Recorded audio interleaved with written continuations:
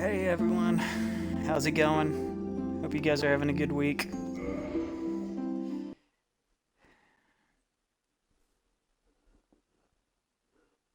Thought I'd get on, play some Dark Souls, because next week and a half I'm not really going to be able to play much, and so I thought, well, get on, play a little bit of this, and have a little bit of fun before it comes down to doing nothing but studying for finals. I have one class I have to get a 70 on the test, and the average is a 67, so yeah, it's going to be pretty interesting. But thought I'd get on and play a little bit of this. It's kind of funny because I'm trying to go through and play all the Dark Souls games, and this is my second character on the game. The first one, it took me 8 hours to get to this spot, and with this character, it took me less than 2. So, apparently, the different characters that you pick make a difference in how fast and how good you can play the game, which I never really thought about. Well, I guess right there's the last place I died, and it's not going to get me a lot.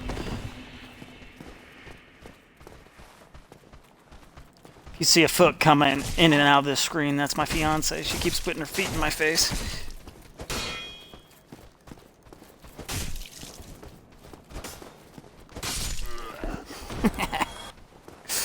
Now she's trying to be quiet because she doesn't want to be on camera.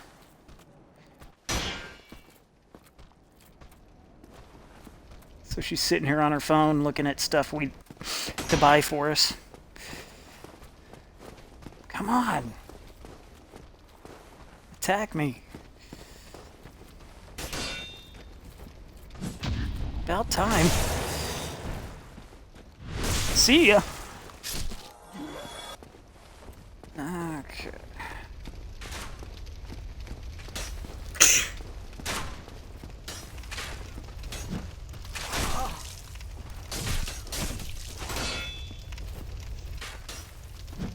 Whoops. Didn't time that right.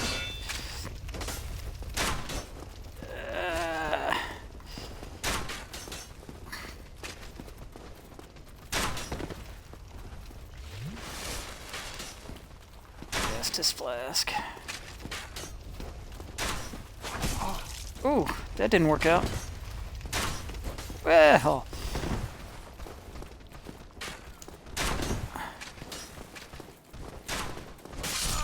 Well, that didn't work. Got her. This game is definitely one of those games that's very, very addicting, but very, very easy to make you mad. Huge learning curve to it. But it's worth it. I mean, you'll be stuck on the same place for what I think the longest I've been stuck on a place is 3 days. Something like that, and doing the same thing over and over and over again. But I could never get past it, and I finally did, and it's just the feeling of accomplishment once you get past something you've been working on for so long is just awesome. And the cool thing about this game, if you haven't ever played it, the storyline, you don't really know what the storyline is. It's actually told through picking up items. So every time you play, the storyline can be a little bit different because you might not pick something up one time that you did the first time, or, you know, something like that. And I just lost all my souls. I just lost all 300. It's better than the time that I had like 4,800 and then fell off the side of the cliff and lost all of them. That's when it really makes you mad. And then the other cool thing about this game is all these little messages here are actually put down by other players. And so that's kind of cool. Like, dang it! Like, sometimes they'll be trying to help you out, but other times they could be... okay, I've rested. Other times it could be to mess you up.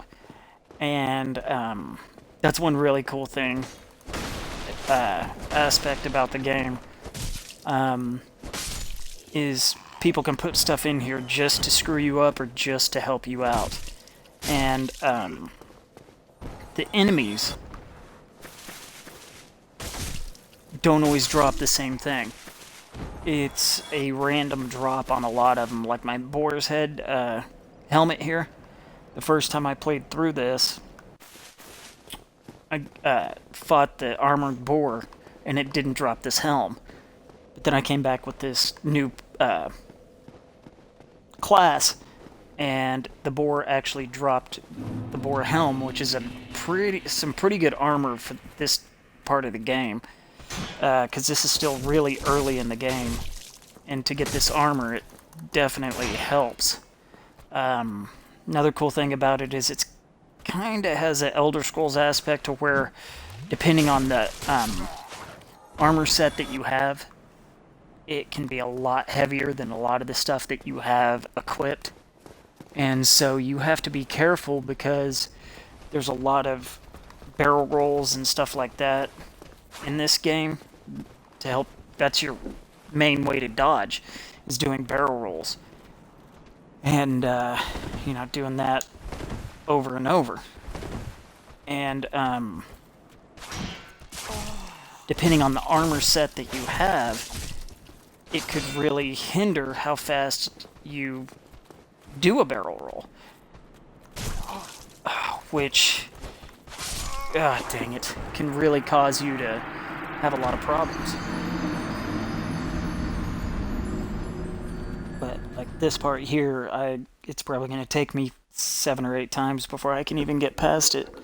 But the thing about it is it's such a stinking blast that I don't mind playing it over and over again.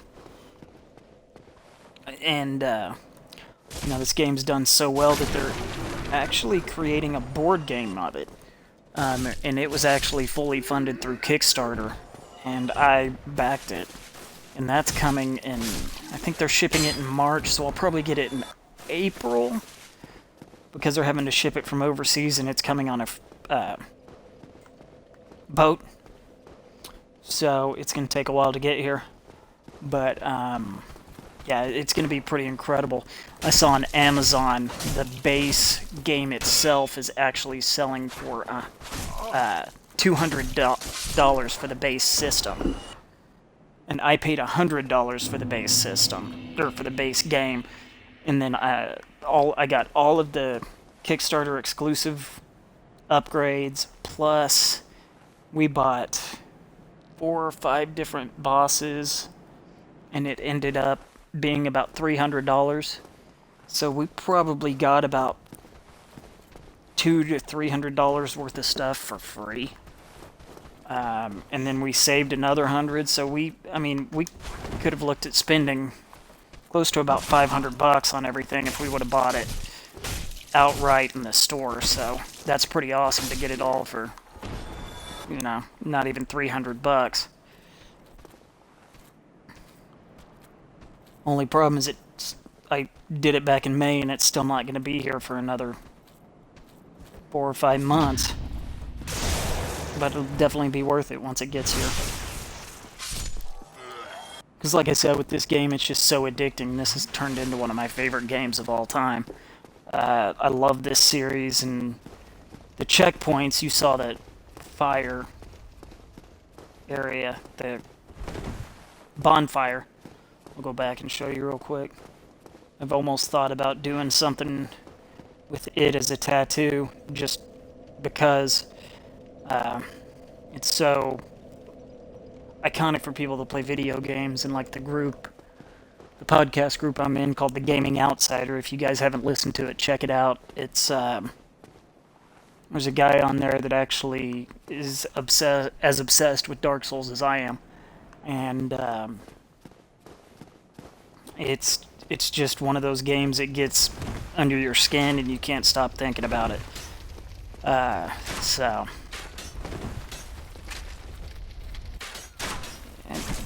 Ah, dang it. There we go.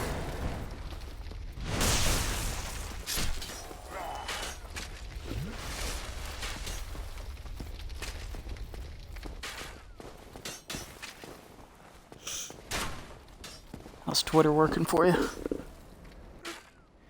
Good. Say what? I think I'm gonna go to bed though. I'm going to bed. Yeah. Alright. Safe zone ahead. See, like that right there. This, that's a joke. Because this is definitely not a safe zone. If you were to go up here and just run straight to the left, you would think you were alright. But you wouldn't see this guy right here. And so a lot of people sit there and pull that kind of stuff on you to try to mess you up and screw your game up. And, you know, that's kind of the crazy thing about this game is people do that. And I mean, don't get me wrong, it's funny, you know, but it's still messed up.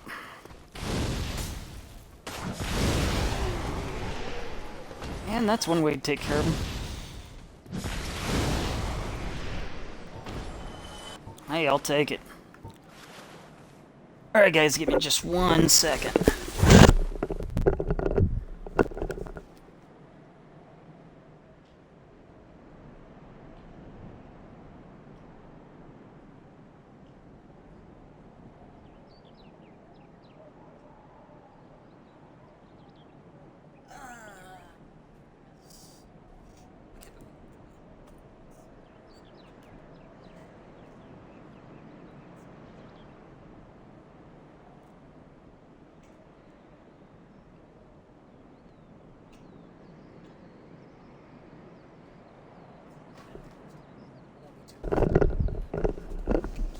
Play a little bit of this and relax before finals.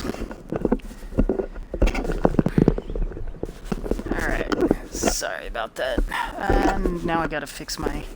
I don't know if you can see it, my Mickey Mouse Santa hat headband. Gotta get festive. It is the holidays. It'll definitely be the holidays after I get done with finals, because man, they're gonna kick my butt. Found out that my 2 hardest finals are literally back to back. And when I say back to back, I mean one's from 9 to 10:50 and the other one is from 11 to 12:50. So, it's kind of it definitely sucks, but it's kind of the way it goes sometimes, you know? You gotta just roll with it.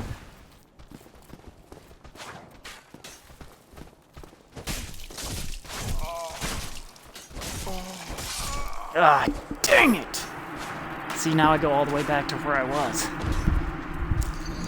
Like, there's no checkpoints besides those bonfires, and they're far and few between. And then on top of that, if you rest at a bonfire, it resets everybody that you've killed. So you can't really just sit there and rest at the bonfire anytime you want.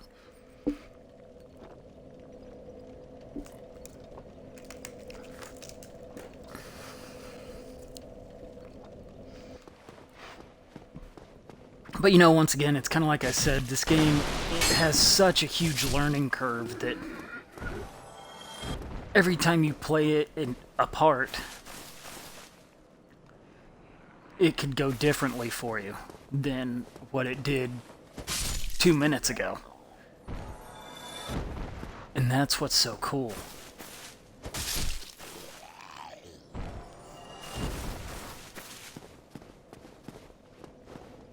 Oh, look, here's another one.